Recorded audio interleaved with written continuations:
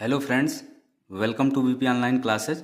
और English grammar के अंतर्गत आज हम बात करेंगे सब्जेक्ट और प्रेडिकेट की। तो सबसे पहले हम बात करते हैं सब्जेक्ट यानी उद्देश्य की। तो किसी वाक्य का वह भाग जो उस व्यक्ति या वस्तु का उल्लेख करे जिसके विषय में विवरण दिया गया हो, सब्जेक्ट कहलाता है। तो ये हो गई सब्जेक्ट की डिफिनीशन। अब हम सब्जेक्ट को कुछ एग्जाम्पल के साथ समझते हैं। फ्रेंड्स, सबसे पहले हम बात करेंगे एग्जाम्पल नंबर 1 की। अतुल एक पत्र लिखता है, यानी अतुल राइट्स ए लेटर। तो इस सेंटेंस में यानी इस वाक्य में अतुल के बारे में विवरण दिया गया है, तो इसलिए अतुल यहाँ पे क्या है? अतुल यहाँ पे है सब्जेक्ट। क्यों सब्जेक्ट है? क्योंकि इस पूरे सेंटेंस में अतुल के बारे में ही विवरण दिया गया है। इसी तरह से हम बात करेंगे एग्जाम्पल नंबर 2 की। तो आइए देखते हैं एग्जाम्पल नंबर 2 क्या है। अर्चना एक उपन्यास पढ़ती है, यानी अर्चना रीड्स ए नॉवेल। तो इस सेंटेंस में अर्चना के बारे में विवरण दिया गया है, तो इसलिए अर्चना यहाँ पे क्या है? अर्चना यहाँ पे है सब्जेक्ट। अब हम बात करेंगे प्रेडिकेट की। तो आइए अब हम समझते हैं कि प्रेडिकेट क्या होता है। तो फ्रेंड्स, सबसे पहले हम जानेंगे प्रेडिकेट की डिफिनीशन को। प्रेडिकेट यानी विधेय, किसी वाक्य का वह भाग जो सब्जेक्ट के विषय में कुछ बताए, प्रेडिकेट कहलाता है। तो ये हो गई प्रेडिकेट की डिफिनीशन। अब हम प्रेडिकेट के कुछ एग्जाम्पल्स की बात करेंगे। तो सबसे पहले एग्जाम्पल नंबर 1, राम स्कूल गया था, यानी राम वेंट टू स्कूल। तो यहाँ पे राम क्या है? सब्जेक्ट है।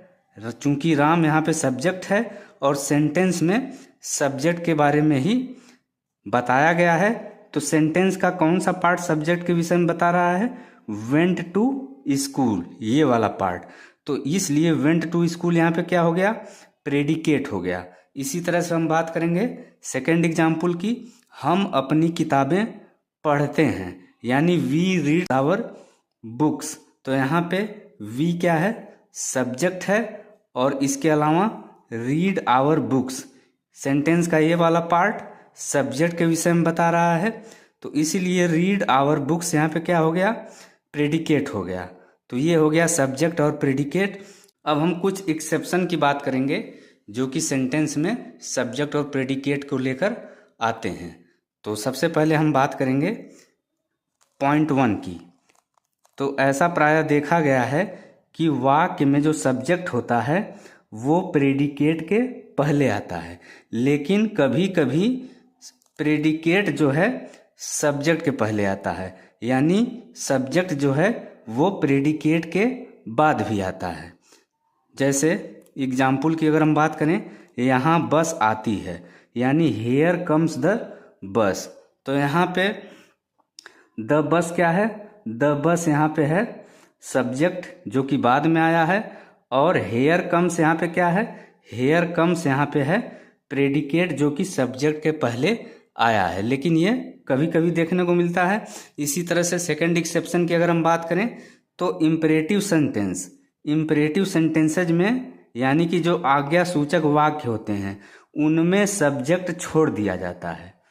उनमें सब्जेक्ट छोड़ दिया जाता है, मतलब उनमें सब्जेक्ट छुपा होता है। जैसे अगर हम एग्जाम्पल की बात करें तो एग्जाम्पल नंबर 1, बैठ जाओ, यानी सिट डाउन।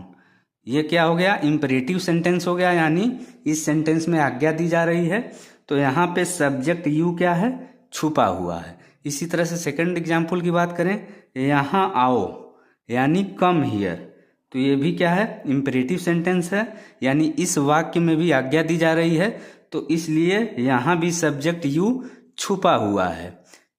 तो फ्रेंड्स, ये था आज का वीडियो। अगर वीडियो आपको अच्छा लगे तो वीडियो को लाइक करें, शेयर करें, साथ ही चैनल सब्सक्राइब करना न भूलें।